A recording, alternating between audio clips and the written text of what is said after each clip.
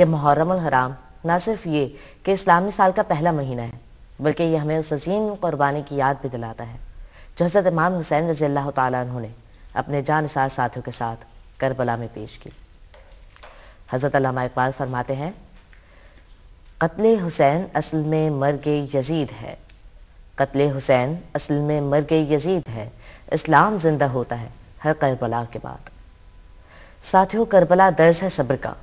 کربلا درس ہے شجاعت کا، کربلا درس ہے امانت کا، کربلا درس ہے حب رسول کا، کربلا درس ہے وفا کا۔ ساتھیوں، کربلا محض 72 پیاسوں کی شہادت نہیں بلکہ کربلا بقائے دین ہے۔ ساتھیوں، یہ واقعہ یعنی واقعہ کربلا، اس میں بچوں کا کردار ایک روشن حقیقت ہے۔ آنر محمد نے اگر داستان شجاعت کی تو یہ اصغر نے بھی اپنی شجاعت ادا کیا۔ ساتھیوں، اسی عظیم قربانی اور اسی عظیم واقعے کے ذکر کے لیے آج ہم نے اس نشست کا اہتمام کیا ہے، جس میں ہمارے ساتھ موجود ہیں ہماری معزز مہمان پروفیسر جہاں آرا لطفی صاحبہ، جن سے ہم سب سے پہلے تو یہ پوچھنا چاہیں گے کہ کربلا جو ہے، واقعہ کربلا ہم بچوں کے لیے یعنی ہمارے لیے ایک عظیم درسگاہ کس طرح سے ہے؟ بسم اللہ الرحمن الرحیم۔ بیٹا بہت اچھا سوال ہے آپ کا، اور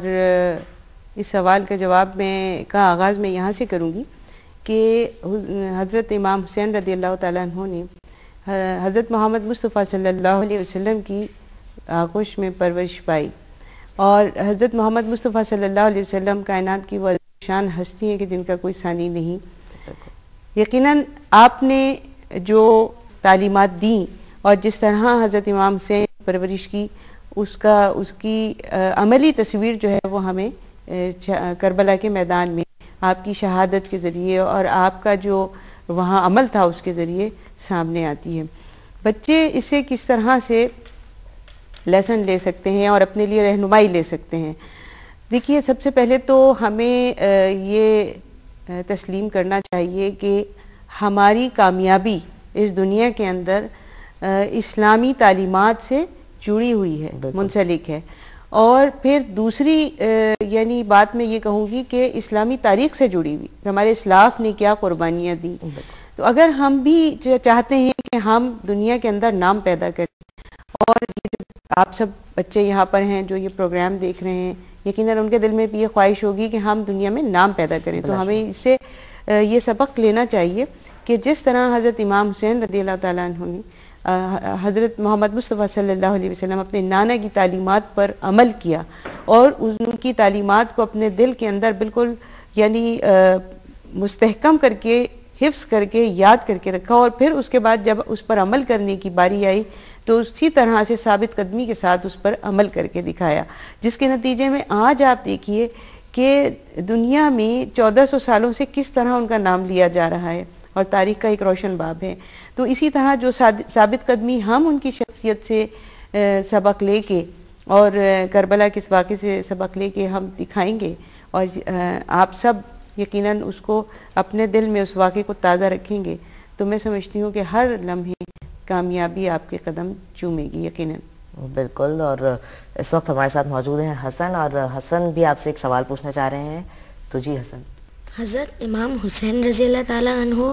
اور حضرت امام حسن رضی اللہ تعالیٰ عنہ کے بچپن کے متعلق ہمیں کچھ بتائیں، اور یہ بھی بتائیں کہ ان کی تربیت میں ہمارے پیارے رسول اکرم صلی اللہ علیہ وآلہ وسلم کا کردار کتنا اہم رہا۔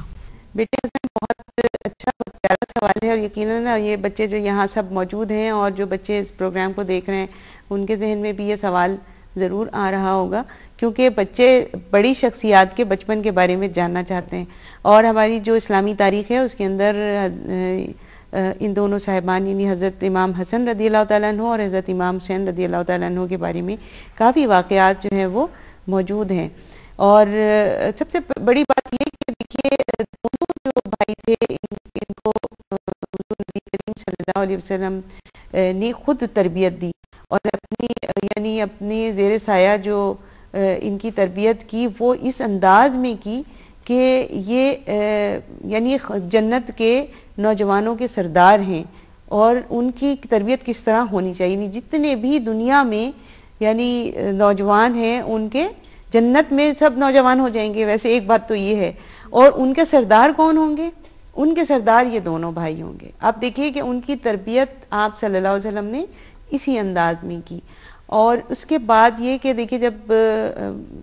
ہمارے ہاں بھی کوئی چھوٹا بچہ جب پیدا ہوتا ہے تو اس کے کان میں اذان دی جاتی ہے, تو سب سے نیک آدمی جو ہوتا ہے نا وہ اذان دیتا ہے. تو حضور نبی کریم صلی اللہ علیہ وسلم نے آپ دونوں بھائیوں کے کان میں اذان دی. دائیں جو کان ہے اس میں اذان اور بائیں کان کے اندر تکبیر. اور اس کے بعد میں پھر ان کا 7ویں دن جو ہے نام رکھا اور عقیقہ کیا, بال اتروائے اور اس کے ہم وزن جو ہے چاندی وہ صدقہ کی. ہر بھائی کے لیے 2 دمبے جو ہیں وہ آپ نے عقیقے کے طور پہ جو ہے وہ ذبح کیے. تو اس سے یہ اندازہ ہوتا ہے کہ آپ انہیں اپنا حصہ سمجھتے تھے, اپنے گھر کا, اپنی جسم اور جان کا گویا حصہ سمجھتے تھے. اور اس بات کو آپ نے بارہا کہا. ایک مرتبہ حضور نبی کریم صلی اللہ علیہ وسلم اپنے گھر کے اندر نماز ادا کر رہے تھے اور حضرت امام حسین جو ہیں وہ ان کی پیٹھ کے اوپر, جیسے بچوں کی عادت ہوتی ہے وہ آ کے پیٹھ پر چڑھ جاتے ہیں, تو اس طرح آپ کی جو کمر مبارک تھی اس پر وہ سوار ہو گئے. تو آپ نے ان کو جھڑک کے نیچے نہیں اتارا,